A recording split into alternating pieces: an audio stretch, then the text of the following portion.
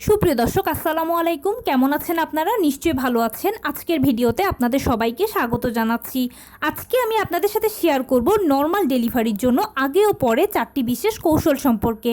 তাহলে চলুন মূল ভিডিওতে যাওয়া যাক। বাই দ্য ওয়ে, মূল ভিডিওতে যাওয়ার আগে একটা কথা বলি, আমি আমার চ্যানেলে pregnancy related, specially normal delivery related অনেক ইম্পর্টেন্ট তথ্য ভিডিও আকারে শেয়ার করে থাকি। এই তথ্যগুলো আমার পার্সোনাল এক্সপেরিয়েন্স ও আমার ডক্টরের সাজেশন থেকে নেওয়া।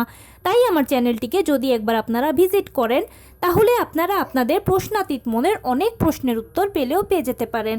আমন্ত্রণ জানাবো আমার চ্যানেলটিকে একবার ভিজিট করে দেখার। এবারে চলুন মূল আলোচনায় যাওয়া যাক। আমি শুরুতেই বলেছি আজকে আলোচনা করব নর্মাল ডেলিভারির জন্য আগে ও পরে 4টি বিশেষ কৌশল সম্পর্কে। দেখুন, আমরা সবাই জানি যে নর্মাল ডেলিভারিটা সিজারের তুলনায় খুব ভালো, আর সেজন্য আমরা সবাই নর্মালে বাচ্চা জন্ম দিতে চাই। কিন্তু নর্মাল ডেলিভারিটা খুব সহজ ও ন্যাচারাল একটা পদ্ধতি। এটা নিয়ে অনেকে ভয় পায়, কিন্তু এটা আসলে ভয়ের কিছু নয়। জাস্ট কিছু টিপস ও ট্রিক্স যদি আপনি ফলো করেন, তাহলে আপনার নর্মাল ডেলিভারিটা অনেক সহজে হবে এবং স্মুথলি হবে। এবারে বলছি নর্মাল ডেলিভারির জন্য সেই বিশেষ 4টি টিপস কী কী। প্রথমেই দেখুন, আপনার নবম মাসের যে কোনো সময় ডেলিভারি পেইনটা আসতে পারে। এছাড়া ডেলিভারি পেইনটা সহজে নিয়ে আসার জন্য আপনি যেটা করবেন সেটা হচ্ছে প্রথমেই নিয়মিত হাঁটাচলা করবেন। কখনোই শুয়ে বসে বেশিক্ষণ থাকা যাবে না, কেননা মনে রাখবেন নবম মাসের দিকে শরীর ভারী হয়ে যায়, বাচ্চা বড় হয়, শরীর ভারী হয়ে যায়, শরীরের ব্যথা বেড়ে যায়, আর তখন মায়েরা একটু শুয়ে বসে থাকলে বেশি আরাম বোধ করেন। কিন্তু এই কাজটা করা যাবে না, এটা করা মানে হচ্ছে ভুল করা। এই ভুলটা প্লিজ করবেন না। কষ্ট হবে ঠিক আছে, কিন্তু তবুও আপনার নিজের সুস্থতার জন্য, বাচ্চার ভালোর জন্য কষ্ট করে কষ্টটুকু স্বীকার করে নেবেন। নিয়মিত হাঁটাচলা করবেন। সকালে ঘুম থেকে উঠে 30 মিনিট হাঁটবেন, এরপরে কিছুক্ষণ বাটারফ্লাই স্টাইলে বসে থাকবেন।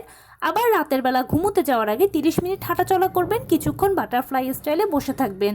এছাড়া টুকটাক কায়িক শ্রম করবেন। সারাদিনে যেরকম সময় পাবেন কাজকর্ম করবেন, কায়িক শ্রম করবেন, হাঁটাচলার মধ্য দিয়ে থাকবেন। আপনি আপনার সুবিধা মতো হাঁটাচলার একটা রুটিন করে নেবেন। তাহলে যেটা হবে যে সময় মতো আপনার জরায়ু মুখটা খুলবে, সময় মতো লেবার পেইনটা আসবে, এবং আপনার শরীরটা একটা এক্সারসাইজের উপর দিয়ে যাবে বলে নর্মাল ডেলিভারিটা অনেক স্মুথ হবে। কেননা নর্মাল ডেলিভারির সময় পেশির সংকোচন প্রসারণ খুব জরুরি একটা বিষয়, বিশেষ করে সময় মতো জরায়ু সংকোচন প্রসারণ হওয়াটা। আর হাঁটাচলার মাধ্যমে সব কিছুর ব্যায়াম হয়ে যায় এবং সংকোচন প্রসারণের কাজগুলো সহজ হয়। ডেলিভারির আগে অবশ্যই লো কমেট ইউজ করবেন। চেষ্টা করবেন সপ্তম, অষ্টম, নবম মাস থেকে বেশি বেশি করে লো কমেট ইউজ করতে। আর যারা লো কমেট ইউজ করেন তাদের জন্য তো কোনো কথাই নেই। লো কমেট ইউজ করলে আপনার যে সুবিধা হবে সেটা হচ্ছে পেলভিসের একটা ভালো ব্যায়াম হয়ে যাবে। কেননা অনেক সময় আপনারা শুনতে পাবেন যে বাচ্চারা মায়ের পেলভিস দিয়ে বেরোতে কষ্ট হয়, আর মাও তখন ওই সময় কষ্ট পায়। যদি আপনি লো কমেটটা ব্যবহার করেন এবং বাটারফ্লাই স্টাইলে বসে থাকেন, তখন সেই যে সুবিধাটা হবে, আপনার পেলভিসের ব্যায়াম হবে, আর বাচ্চার মাথাটা পেলভিস দিয়ে বেরোনোর সময় অনেক স্মুথ হবে, আপনার কষ্ট হবে না, আপনি কষ্টটা ফিল করবেন না। কারণ আপনি তো আগে থেকে এক্সারসাইজ করতে করতে, লো কমেট ইউজ করতে করতে ইউজড।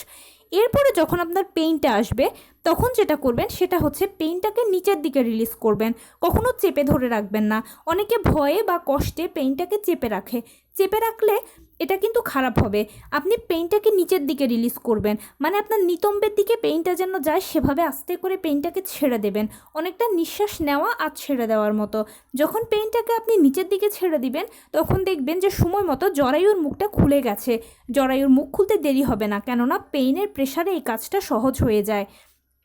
এবং লাস্ট যেটা, সেটা হচ্ছে যখন আপনার পেইনটা উঠবে, তখন অবশ্যই গরম গরম দুধ, গরম ডিম, গরম খাবার খাবেন।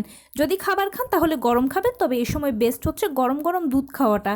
এতে যেটা হয় যে পেইনটা বাড়ে, আর আপনারা সবাই তো জানেন যে পেইন যত বাড়বে ততই ডেলিভারির সময় কাছিয়ে আসবে, মানে ডেলিভারির সময়টা অনেক অল্প হয়ে যাবে।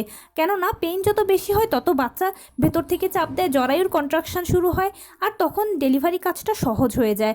আর পেইনটাকে বাড়াতে সহায়তা করবে আপনাকে গরম খাবার। তো অনেকে এই সময় গরম খাবার খেতে পারেন না, ওই যে বললাম গরম দুধ, এই সময় গরম দুধটা খেলে শক্তিও পাবেন এবং পেইনটা বাড়বেও। তো এই ছিল আজকের ভিডিও। কেমন লাগলো বলুন? যদি ভালো লেগে থাকে ও হেল্পফুল হয়ে থাকে, তাহলে প্লিজ লাইক, কমেন্ট, শেয়ার করতে একদম ভুলবেন না।